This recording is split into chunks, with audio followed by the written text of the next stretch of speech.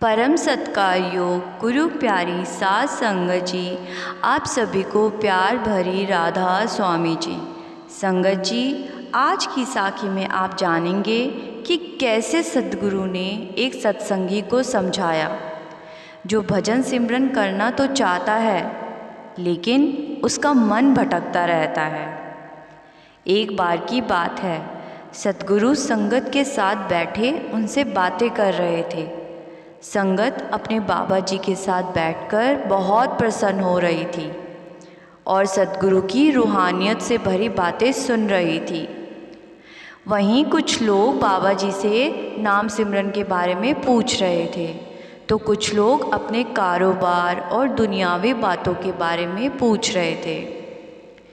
क्योंकि संत महात्मा दुनियावी बातों के बारे में किसी प्रकार की रुचि नहीं रखते, इसलिए जो संगत सद्गुरु से भजन सिमरन के बारे में पूछ रही थी, सद्गुरु उनका जवाब बड़े ही अच्छे से जवाब दे रहे थे। उनमें से एक सत्संगी ने सद्गुरु से पूछा, बाबा जी, मैं भजन सिमरन में ध्यान लगाने की बहुत ही कोशिश करता हूँ, लेकिन मेरा मन भटकता रहता है, दुनियावी बातों की तरफ ध्यान भटकता रहता है। मुझे कुछ शारीरिक बीमारियां भी हैं। मुझे लगता है मेरा मन इस वजह से ही भजन सिमरन में नहीं लगता। बाबा जी, इस वजह से मैं बहुत परेशान हूँ। मेरा मन बहुत अशांत रहता है। बाबा जी, कृपा मेरी शंका को दूर करें। क्यों जब भी मैं भजन सिमरन पर बैठता हूँ, बाहरी दुनिया के ख्याल मेरे मन में आने लगते हैं और मेरा शरीर तो भजन सिमरन पर बैठा होता है, लेकिन मन भटकने लगता है और पूरी कोशिश करके भी मैं अपना ध्यान भजन सिमरन पर नहीं लगा पाता। सद्गुरु ने उस सत्संगी की बात बड़े ध्यान से सुनी और बोले, हमें बिना नागा नाम सिमरन तो करना ही है। हमें दिन में कुछ समय के लिए भजन सिमरन करना ही है। हमें भजन सिमरन का एक समय निर्धारित करना चाहिए और जैसे जैसे हम उस निर्धारित समय पर भजन सिमरन पर बैठेंगे, धीरे धीरे हमें उसकी आदत होती जाएगी और हमारा मन सिमरन में लगने लगेगा।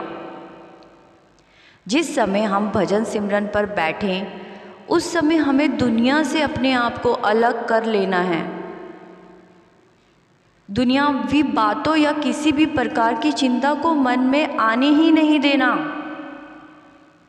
पहले हमें थोड़ी बहुत तकलीफ होगी, लेकिन जैसे जैसे समय बीतेगा, हमारे मन को इसकी आदत सी पड़ जाएगी। हमारा दिल और दिमाग उस वक्त केवल उस कुल मालिक की याद में भजन सिमरन पर होना चाहिए। इसके अलावा किसी भी प्रकार के कोई भी विचार मन में नहीं लाने।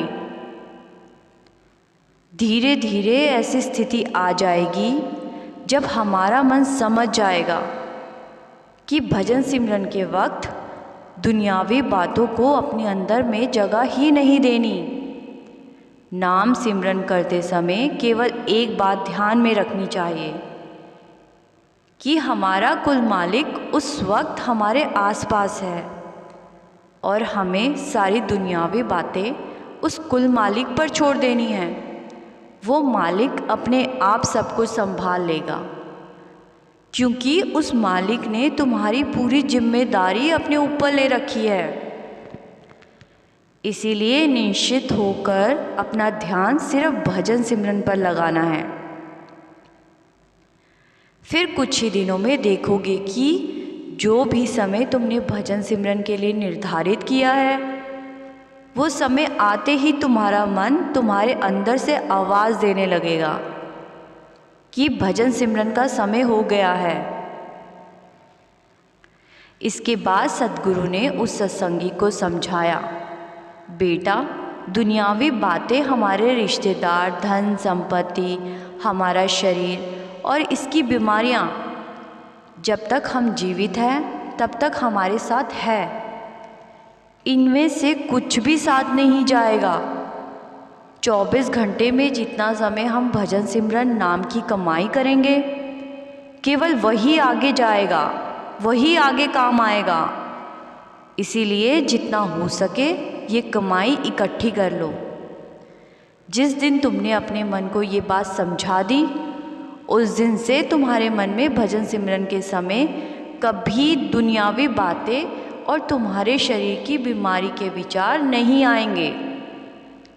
संगत जी, हम सभी उस सत्संगी भाई के जैसे ही हैं। हम कब समझेंगे कि परमात्मा ने हमें इंसान जोनी में भजन सिमरन और नाम की कमाई करके उस कुल मालिक को प्राप्त करने के लिए भेजा है, और हम इन सब दुनियावी बातों में फंस कर रह गए।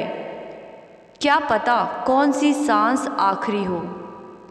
इसीलिए जब भी भजन सिमरन और नाम की कमाई पर बैठो, यही सोचकर बैठो, इसके बाद फिर मौका नहीं मिलेगा। जितना हो सके इस कमाई को बटोर लो। इसी के साथ आपसे विदा लेती हूँ। अगर आपको सद्गुरु की ये साखी अच्छी लगी तो वीडियो को लाइक और दूसरे सत्संगी भाई बहनों के साथ ज़रूर साझा करें जी, जिससे बाकी सत्संगी भाई भी सद्गुरु की सिखाई इस बात से प्रेरित हो सके। ऐसी और भी रूहानियत भरी साखियाँ सुनने के लिए इस चैनल को सब्सक्राइब करना ना भूलें जी। गुरु प्यारी साध संगत जी, राधा स्वामी जी।